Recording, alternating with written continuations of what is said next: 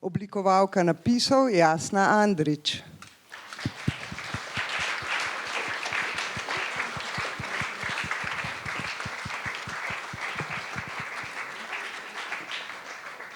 Asistentka producenta Zala Opara.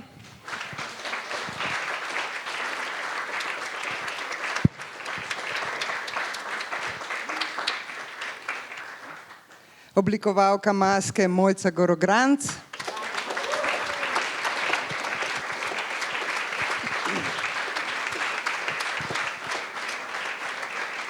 Producent Daniel Hočevar.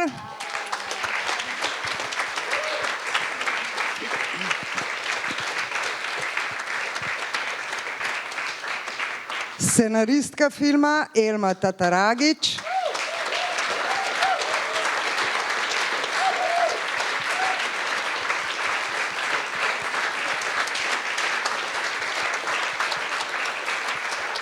In scenaristka in režiserka Teona Strugar-Mitevska.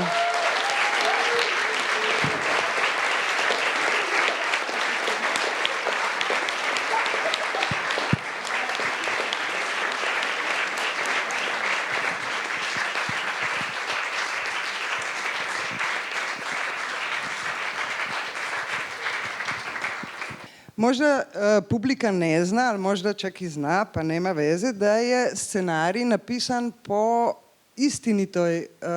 istinitim događajima koji su se desili scenaristki Elmi. Pa bi prvo pitala kako ste vi radili, kako ste taj dio života preneli u jednu jako, recimo tome, jako čistu i egzaktnu priču. Pa vidite, veoma lako. Elma napisala scenariju, ja režirala. Ništa lakše. Pa ne, vidite, svaki posao, na svemu čovjek mora se posvetiti, puno rada, puno istraživanja, puno introspekcije, puno pitanja, nezgodna pitanja. I eto, mislim da je meni velika čast. Ipak sam ja iz Makedonije, ipak nisam živjela kroz ovaj rat, iako sam dete Jugoslavije, ali je velika čast što je meni Elma dala svoje poverenje i rekla Teona, go for it, ispričaj moju priču.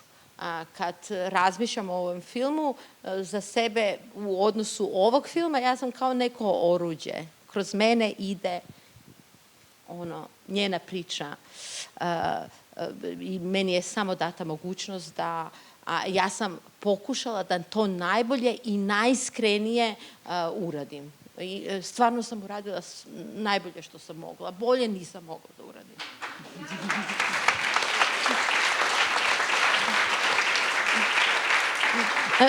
Samo da objasnim, nisam ja sad neko ko kao ja sam. Ne, kad kažem bolje nisam mogla da uradim, hoću da kažem da stvarno računam ovaj film za jedan od mojih najboljih filmova. U njemu smo postigli nešto što sam uvek pokušavala postići u drugima, a ovdje sam imala mogućnost, hvala producentima i koproducentima koji su mi dali mogućnost da stvarno istražujem i radim i kolaboriram sa tim fantastičnim glumcima, sa fantastičnom ekipom, fantastičnim scenarijom i ovo je pre svega jedan veoma kolaborativan film. Možda pitanje za Elmu. Film je jako stiliziran u stvari, ne? Jako se vidi rediteljski pečat, ako tako tome kažemo. Jako se vidi autorstvo. Da li ste u toj smjeri već radili kad ste pisali ili je to nešto što te onda, što si onda tek vidjela na filmu? Pa mi kad pišemo, mi dosta već stavljamo stvari u prostor. Čudno je to reći, zato što pišeš na papiru, odnosno na kompjuteru. Ali Teona i ja dosta razgovaramo o prostoru u suštini. Bitan nam je taj prostor i u scenariju, ja se nadam da se to osjeti kada se čita scenarij, ali razmišljamo o stvarima kako će biti postavljene. Onda, mislim, obično scenarista, zavisi kako ko radi, nije uključen u neki svaki dio procesa.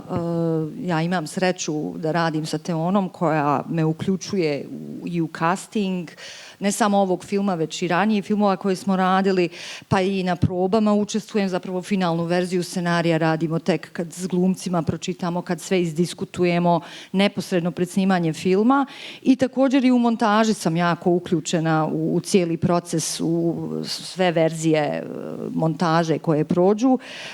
Tako da me nije tu ništa, moram reći, nešto sad da sam se šokirala i iznenadila, mada sam sarađivala i s nekim drugim rediteljama pa se desi da je nešto izbačeno, promijenjeno, ali to je takav posao, to se jednostavno dešava, scenarij nije sveto slovo na papiru, stvari se mogu mijenjati i često se i mijenjaju na bolji način nego što je predviđeno. Tako da previše sam učestvovala u cijelom procesu od početka da bi se mogla nešto posebno iznenaditi. Da, to je jednostavno njen film. Primijenili ste casting. Iako je zanimljiv i odličan je casting, naravno glavni glumci su ubitačni, Jelena Kodrić-Kuret i Adnan Omerović, da, hvala. Ali onda i Labina Mitevska, Ksenija Marinković, tako malo je isto jugoslovenski, recimo tome, cast. Kako napravite cast? Kako se odlučite koje glumce bi... To je baš mukotrpan posao. Znači, mi smo, pa ja mislim sigurno nekih 6 mjeseci, a možda i više. Znači, između casting procesa pa proba, pa početka snimanja, mi smo to intenzivno pa godinu dana radili. Znači, onaj research, ono istraživanje o kome sam pričala, uzimali smo puno testimonials, mnogo ljudi i samih glumaca i tako dalje i to uključivali u samo scenariju. To je sve bilo deo tog procesa. Šta je bilo važno? Ovo je film grupe. Te grupe, tih 17 glumaca, odnosno 40, ali 17 glumica. Mnogo nam je bilo važno da ta grupa tih, naravno, glavna, prvo nađeš Asiju i Zorana, ali sve ono što je popratno oko njih je moralo da funkcioniše u odnosu njih. Znači, svi su oni potpora da priča Asije i Zorana funkcionišu jače, trevognije i tako dalje. Tako da je veoma bila važna dinamika te grupe tih 17 glumaca. Našli smo prvo Adnana, pa onda smo sve probali od glumaca u to godišnje Jelene, 40-godišnjaka po cijeloj Jugoslaviji, pre svega Bosna. I onda polako, to je kao neka slagalka. Jedno po jedno spremiš i to je neka dinamika i onda osjećaš i to ili funkcioniše ili ne funkcioniše. Ako ne funkcioniše, onda zezneš film. Znači, bez dobrog castinga ti nemaš film. Jer je u filmu, tako i ja vidim, koliko je sve stilizirano to okolje, znači gdje je snimljeno, kako su obučeni, recimo, kakvi su i da jesu likovi u filmu, jesu neki kao tipologijski likovi. Ali onda gluma je jako naturalistična i onda to je ono što udari tako iz filma jako. A vidite, nije stilizirano, znači. Znate što je problem sa filmovima danas? Šta je film? Film je pre svega umetnost, znači vizualna umetnost.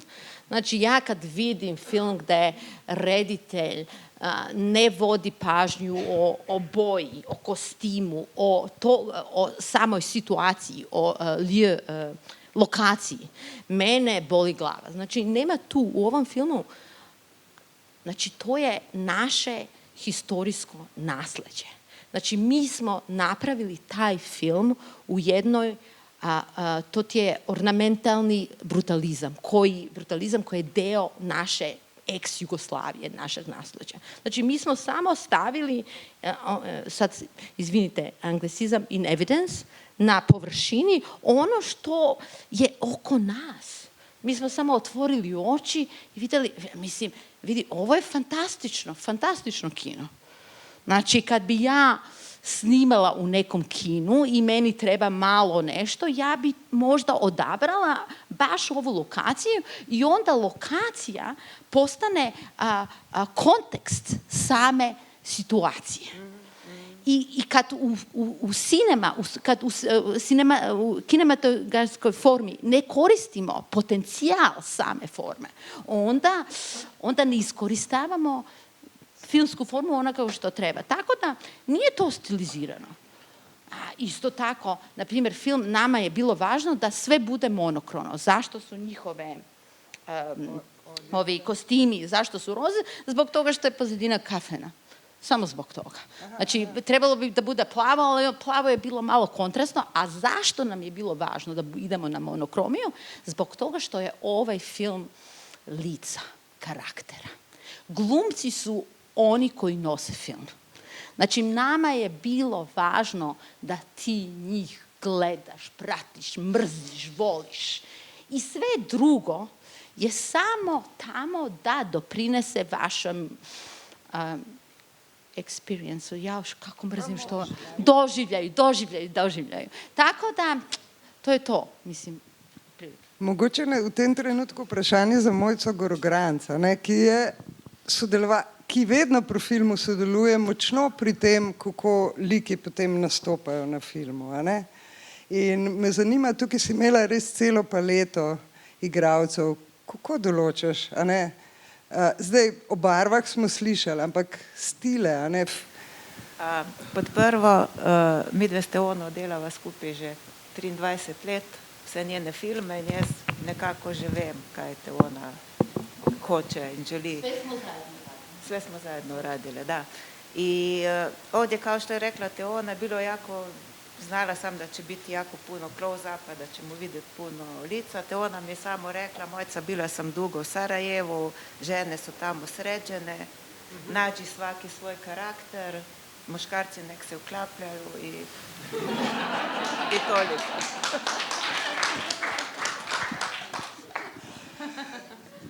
Ja, super so. Zdaj bi pa kar povabila publiko, če ima morda kdo kakšno vprašanje. Ja imam pitanje za scenaristicu. Kad je to već prema stvarnim događajima, koliko je ovom stvarnosti, a koliko je svega ostaloga? Koliko je u tome stvarno nečega što se desilo?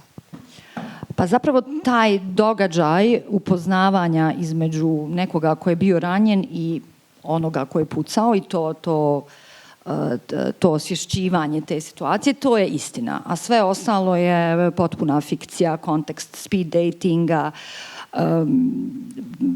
To se je zaista desilo meni mnogo ranije, neposredno poslije rata, prije 25 godina, 98. godine. Sasvim slučajno sam upoznala tog čovjeka, odnosno momka koji je malo stariji od mene, bio je punoljetan, ja maloljetna, to je ta razlika i desilo se je to suočavanje i to je priča koju je, kako radimo skupa, pišemo, dosta vremena provodimo, razgovaramo, prijateljice smo. Tu priču je, ja to nisam nikad ni krila, tu priču je znala i Teona, ali je trebalo vremena. Ja sam uvijek htjela nešto od toga da napravim, ali nisam nikada htjela praviti dokumentarni film, jer bi se tu uvukli u onu priču ko je počeo rat, što mislim da je suludo više pričati o tome. I trebalo je vremena, mene je ta priča zanimala samo iz konteksta savremenosti, iz konteksta sadašnjosti, ne iz konteksta prošlosti. I kad smo snimali Petruniju, Teona i Labina su rekli, sad je vrijeme, sad treba da krenemo u to. I zapravo ključ koji nas je ohrabrio je bila ta cijela konstrukcija narativna, gdje smjestiti priču da funkcioniše i da onda to bude ta stvarnost, to Sarajevo danas. I ključ je bio kad smo dobili ideju speed dating. Ljudi traže ljubav i onda pronađu nešto što uopšte ne očekuju. Pronađu suočavanje sa prošlošću, a to neko zanima više nikoga oko njih i moraju intimno riješiti stvari koje možda mi očekujemo da država, da politika, da neko drugi riješi za nas. A evo, pošto to politici ne ide već dugi niz godina, možda je stvarno nekako i vrijeme da dijelimo svoje iskustva, pa i ovako brutalna iskustva i da probamo onda mi, barem za sebe, intimno riješiti neke stvari. Mogu da dodam, znači, Elma je pred 25 godina upoznala tog čoveka, a oni su se, svi detalji u onoj zadnjoj sceni, znači, kako su se adresa, vreme, datum, teka, to ćebe sa medom. Sve su to detalji koji su bazirani na Elminu priču. Še kakšno vprašanje mogoče iz publike? Elma je oprostila. I to je bila jako duga diskusija između nas. Ja kažem, pa kako sad? Kraj filma, nema šanse da Asja oprosti. Znači, nema šanse. A Elma je meni rekla, pa Teona, kako možeš to reći? Ja sam odavno oprostila. Inače, ne bi mogla živjeti.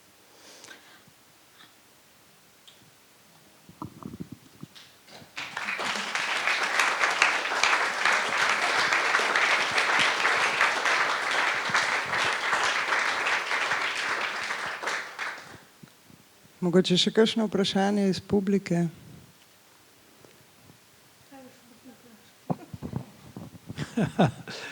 Hoćete slovensko, hoćeš makedonsko, hoćemo srbo-hrvaško.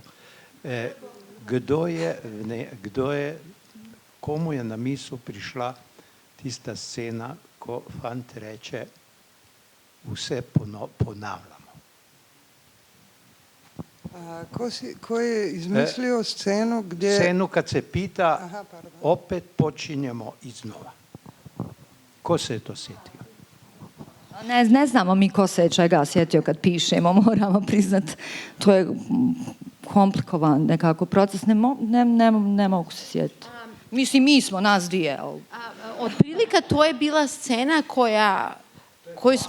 koju smo napisali, bila je od početku u scenariju, ali je scena koja nije funkcionisala nikako. To je bila previše emotivna, previše histerična, previše ovo, previše ono. I onda znam da smo u jednom momentu pokušali da prevrtimo stvari.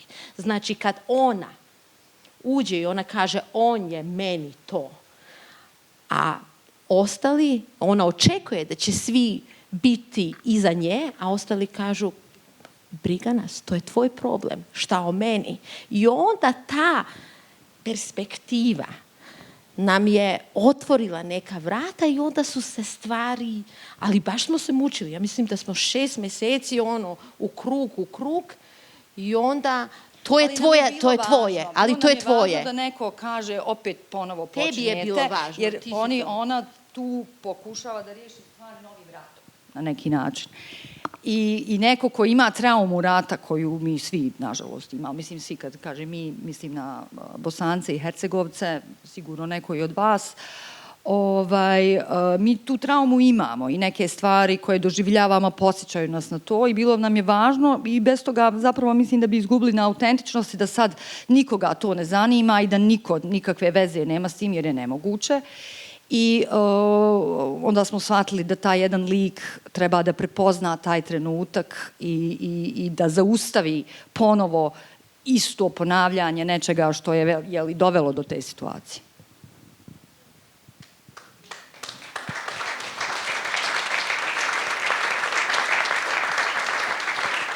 Ali moramo reći da je to Siniša odlično glumac odlično.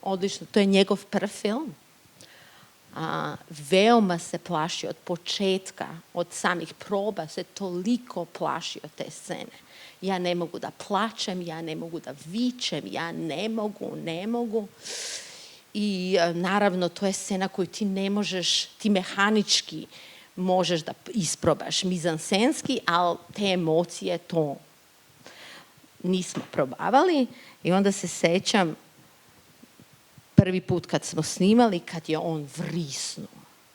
I onda cela ekipa, kao, a mi snimamo, znači nema tu, ideš dalje, sve je ono, pokušavaš da doloviš istinu momenta. I on je ceo dan taj vikao, odlično je, baš sam ponosna na njega. Še kakšno vprašanje iz publike mogoče? Aha. Onda možda prije nego povabimo našu publiku na razgovor u foaje.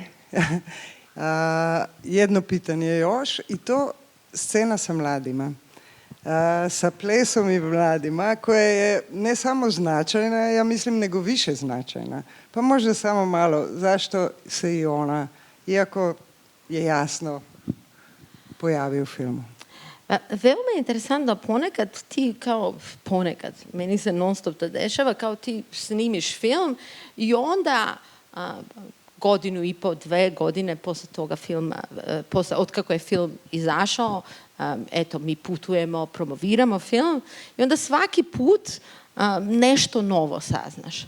Danas smo imali intervju i isto to pitanje je bilo postavljeno, a ja nikad ne znam kako da odgovorim to pitanje, pošto odgovor je sve. Znači, to je sloboda, to je njena liberacija, to je njeno sećanje, njena mogućnost na ono što je izgubila. I onda je Elma danas super odgovorila i dala mi fantastičan odgovor. I sad ne znam da li ću lepo da odgovorim. Hoćeš ti? Ne, samo ti. Znači, čekaj sam.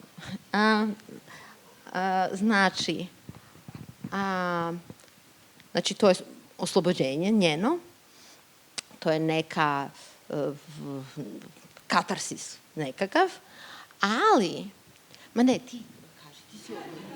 Pa već si skoro sve rekla. To je, šta tebi sad dobro bilo? Kraj njoj omogućava Bez te scene zapravo ona se ne bi vratila da razgovara s njim. Jer tu ona se vraća da pleše sa klincima koji imaju godina koliko je ona imala kad joj se to sve desilo. I proživljava sve to što je upravo saznala. I međutim, to je također scena u kojoj ona sazrijeva, ona shvata da je vrijeme da napusti te godine u kojima je zaglavljena.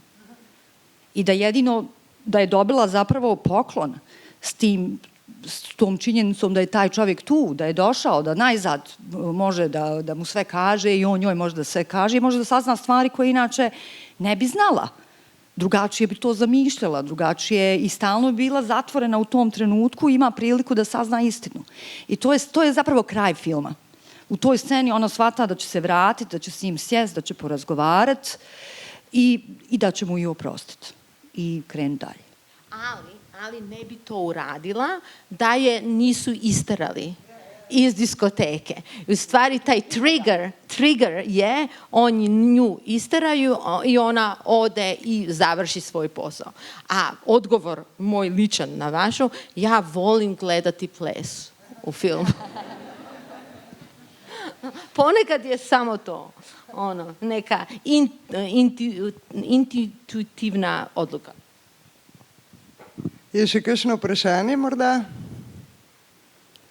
No, potem bi na tem mestu zaključili. Jaz bi se vam zahvalila, da ste prišli v kino. Hvala ekipi Hvala za vama. film.